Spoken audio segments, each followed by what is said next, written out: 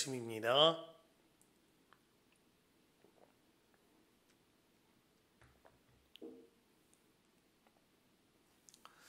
주님 안에 참 좋은 수요일입니다. 오늘도 역시나 골든 썸머로 함께하고 있고요. 아울러서 여러분들이 계신 곳에서 혹은 예배당에서 성전 기도하시기를 바랍니다. 또한 주님 안에 한 시간 그 이상의 기도로 나아가며 주와 동행하는 하루 되시기를 바라고요.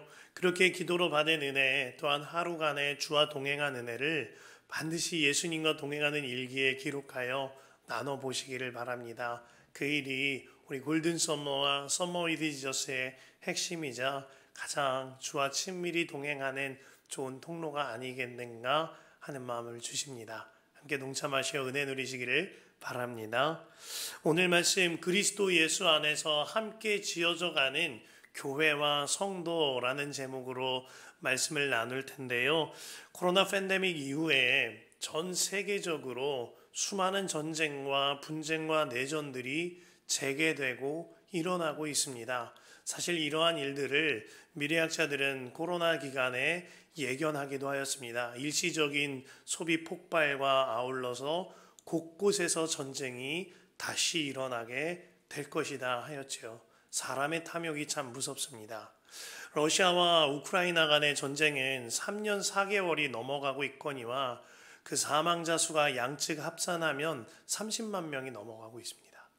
뿐만 아니라 이스라엘과 하마스 전쟁은 그쳐지지 않고 있는 형편 가운데에 상당한 긴장감이 흐르고 있고 인질들은 완전하게 돌아오지 못하였으며 가자 지구의 고통 또한 대단히 막심한 상황입니다. 지난 6월에 전 세계를 두렵게 만들었던 이스라엘과 이란 간의 공중전도 있었습니다. 이로 인하여 민간인을 포함한 수백 명의 목숨을 잃게 되었지요.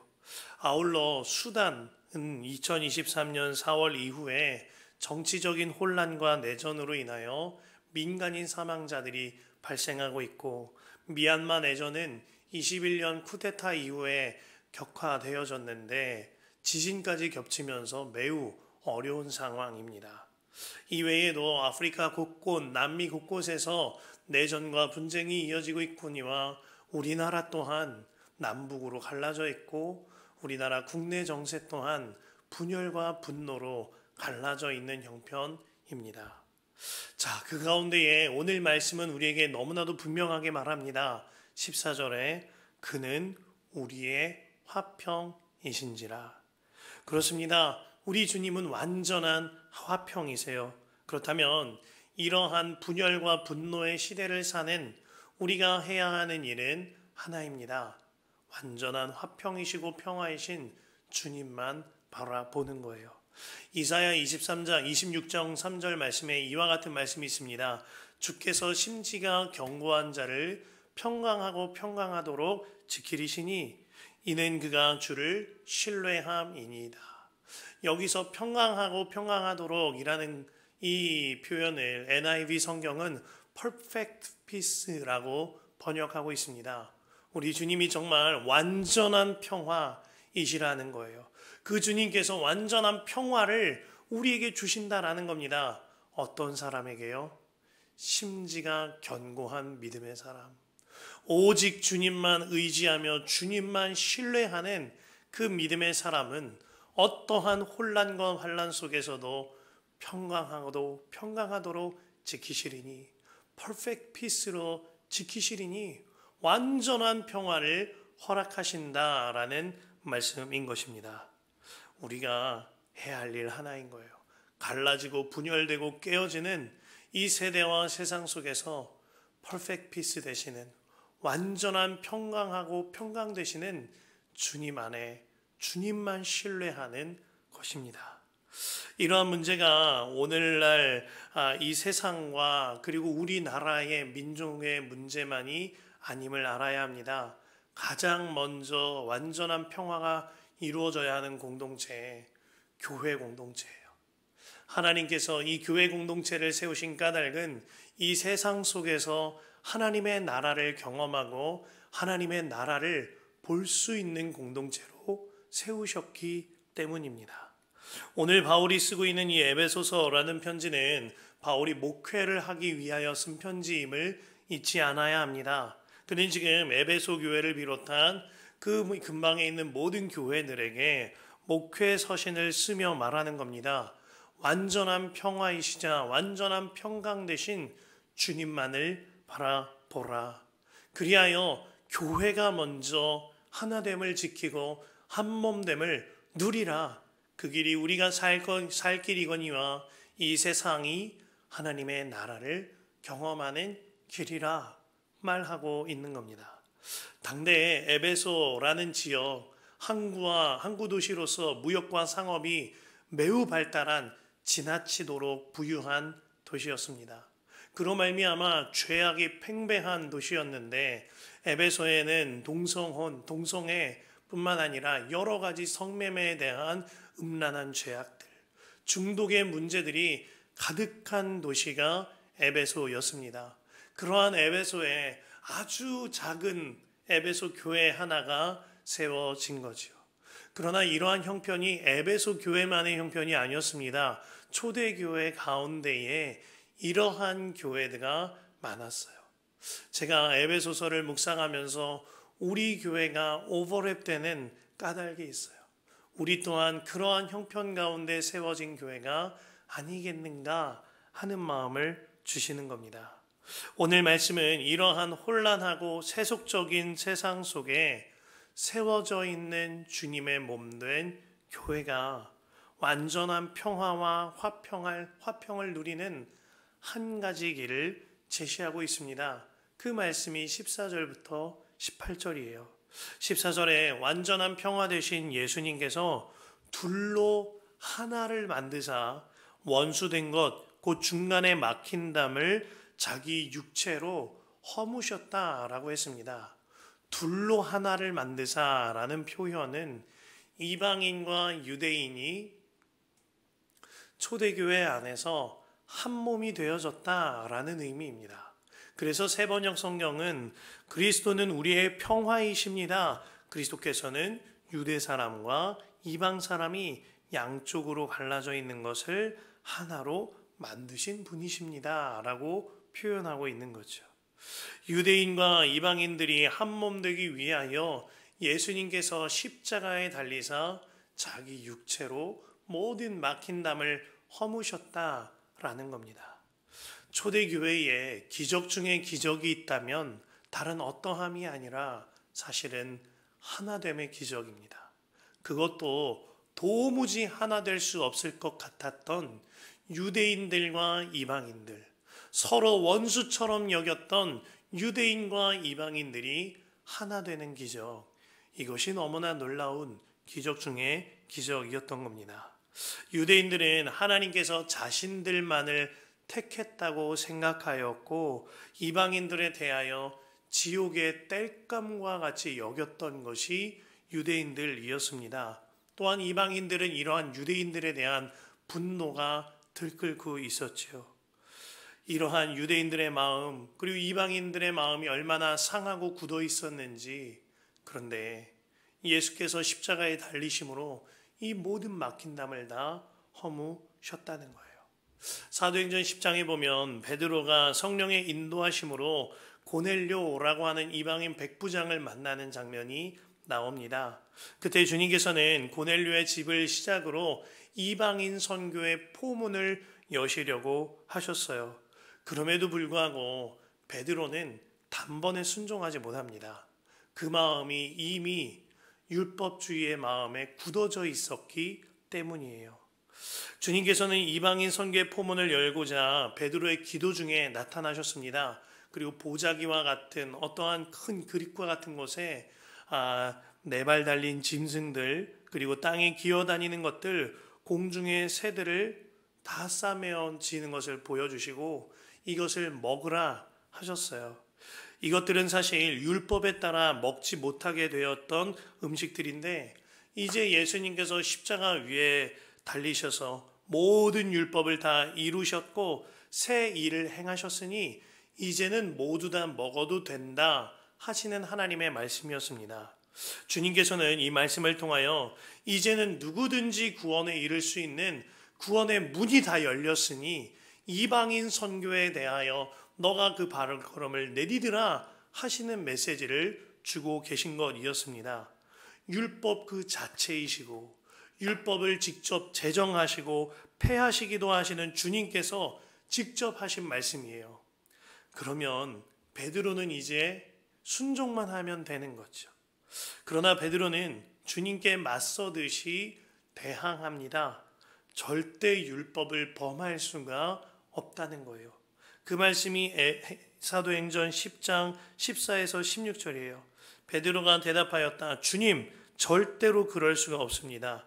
나는 속되고 부정한 것은 한 번도 먹은 일이 없습니다. 그랬더니 두 번째로 음성이 다시 들려왔다. 하나님께서 깨끗하게 하신 것을 속되다고 하지 말아라. 이런 일이 3번 있은 후에 그 그릇은 갑자기 하늘로 들려서 올라갔다. 하나님께서는 먹으라 하시고 베드로는 그렇게 할 수 없다라는 마치 실랑이 같은 일이 3번이나 반복됩니다. 정말 답답한 일인 거예요. 지금까지 내가 가진 전통과 관습, 그 율법의 굴레에 굳어진 마음에서 순종의 사람으로 바뀌는 일이 이토록 어려운 겁니다. 결국 그는 고넬료의 집으로 가서 복음을 전합니다. 그리고 고넬료에게 세례를 베풀고 하나님의 뜻하신 대로 이방인 선교가 시작이 되어지죠. 하지만 그 이후로 베드로의 행적은 점차 사도행전에서 사라집니다. 그리고 이제 하나님께서는 사도 바울을 역사의 전면에 내세우셔서 이방인 선교의 포문을 여시고 그 걸음을 활발하게 이어가시죠.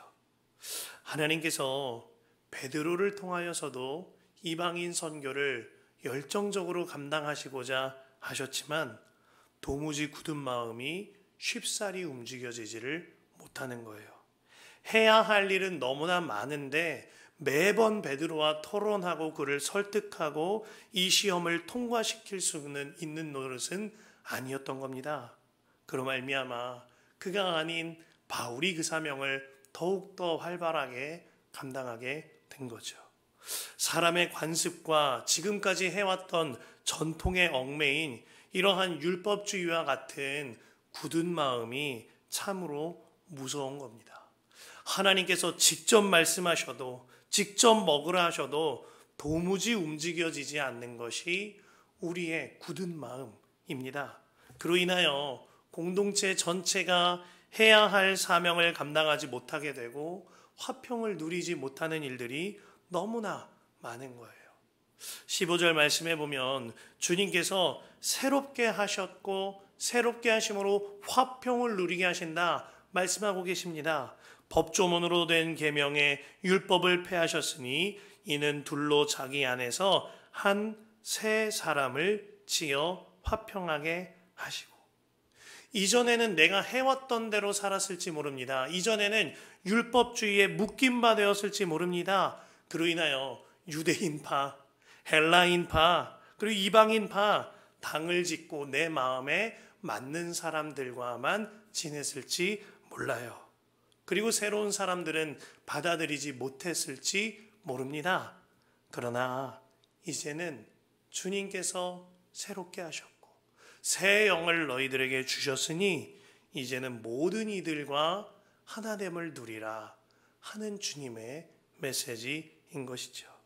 그 한몸됨을 이루신 것이 십자가인 겁니다.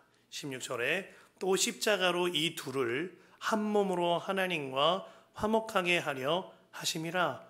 원수된 것을 십자가로 소멸하시고, 십자가 위에서 주님께서 도무지 하나 될 수 없는 나와도 하나 되셨습니다. 그리하여 완전히 새로운 관계를 맺으셨죠. 이것이 정말 믿어지면 나 또한 주님 안에 한몸됨을 누리며 전혀 새로운 삶으로 이끌림 받을 수 있는 겁니다. 이 메시지가 모든 교회와 성도들에게 필요한 거죠. 18절 말씀에 이는 그로 말미암아 우리 둘이 한 성령 안에서 아버지께 나아감을 얻게 하려 하심입니다. 아멘입니다. 십자가 지신 예수님께서 지금도 우리 안에 사시면서 하시는 일은 하나입니다. 새로운 사람 뿐만 아니라 모든 사람들 한 몸됨을 누리게 하는 일, 이 일을 하고 계신 거예요. 미국에서 남성들을 중심으로 일어났던 영적인 운동인 프라미스 키퍼스라는 운동이 있습니다. 그 운동이 한창 일어날 때에 1997년 10월 4일에 프라미스 키퍼스가 워싱턴 DC에 모여서 약 100만 명 이상의 사람들이 모이는 대단한 집회를 열게 되어집니다. 그날 집회를 인도하던 프라미스 키퍼스의 창립자이자 총재인 빌 맥카트니는요, 100만 명이 넘는 사람들에게 이러한 질문을 합니다. 여러분들의 속한 교단은 무엇입니까? 그러자 그 100만 명 이상의 모인 사람들이 각자 자기가 속한 교단을 말하기 시작합니다. 그 대답이 얼마나 중구난방이었는지 그 소리가 모두 흩어져서 알아들 수 없는 소리였다라고 했습니다. 이윽고 맥카티니가 다시 물어봅니다. 여러분이 오늘 이곳에 모인 것은 누구 때문입니까? 그러자 모든 사람들의 목소리가 하나를 외쳤습니다. Jesus Christ. 예수 그리스도. 예수 그리스도. 이 한마디만큼은 그곳에 있는 누구라도 알아들을 수 있는 말이었다고 했습니다. 모두가 한 목소리를 내고 있었기 때문이에요. 그렇습니다. 내가 생각하는 전통, 관습 혹은 내가 속한 어떠함, 내 생각, 이것을 넘어서는 단 하나의 중요한 것이 있어요. 나를 위하여 십자가 지시고 나 같은 죄인마저도 하나 되게 하신 예수님, 그 예수 그리스도이십니다. 그 예수님께서 지금 우리에게 열방과 세계, 우리나라와 민족뿐만 아니라 교회가 하나 되는 문제가 필요하시기에 이 메시지를 주고 계신 겁니다. 교회는 하나 되기 참 어려운 공동체처럼 느껴지기도 합니다. 각자 살아온 배경이 다르고 상황과 형편이 다릅니다. 뿐만 아니라 교회에 함께하는 모양도 다 다를 수가 있지요. 그러나 하나님은 이미 우리를 하나 되게 하셨다라고 말씀하세요. 에베소서 4장 3절에 평안에 매는 줄로 성령이 하나 되게 하신 것을 힘써 지키라. 하나 되라가 아닙니다. 이미 하나 되게 하신 것을 평안의 줄, 예수 그리스도의 줄로 힘써 지키라 말하고 있는 거예요. 그래서 우리가 주 예수님 안에서 하나됨을 지키고자 말과 행실 어느 것 하나 주님께 여쭤보고 주님 안에서 행하고자 하는 겁니다. 그렇게 하나 되게 하신 것을 힘써 지키기 위해 날마다 나 죽고 예수로 사는 거죠. 교회는 이와 같이 세워져 그리고 지어져 가는 것입니다. 저에게 교회에 대한 참 많은 고민과 갈등이 있을 때에 그리고 아픔이 있을 때 제 마음을 울린 책 한 권이 있습니다. 필립 얀시의 교회, 나의 사랑, 나의 고민, 나의 사랑이라는 책이에요. 그 책의 말미에 이고르 스트라빈스키의 일화를 적습니다. 이고르 스트라빈스키가 한 번은 대단하게 어려운 바이올린 연주곡을 작곡했어요. 그 연주곡을 실제로 연주하는 일이란 결단코 가능한 일이 아닌 것처럼 보여졌습니다. 그리고 그 곡을 어느 연주자에게 주죠.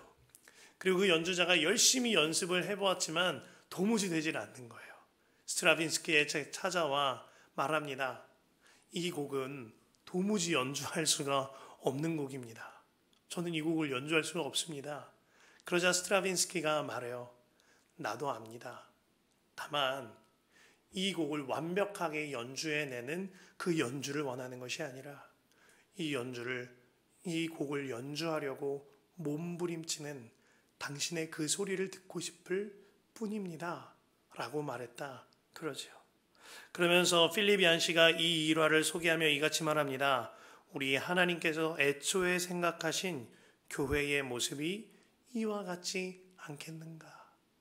사람의 힘으로는 할 수 없지만 정말 주님을 바라보려고 갈망하는 그 모습을 주님이 원하고자 하는 것이 아니겠는가 하는 거예요. 연이어 그가 얼 파머 목사의 교회에 있던 일을 소개합니다. 얼 파머가 목회를 할 때에 이 교회는 틀렸다고 안 된다고 고착화된 이들의 반발이 너무나도 강력했다라고 하지요. 그때에 얼 파머가 한 고등학교 오케스트라를 초청하여 베토벤 교향곡 9번을 연주할 수 있도록 초청하는 일이 있었습니다.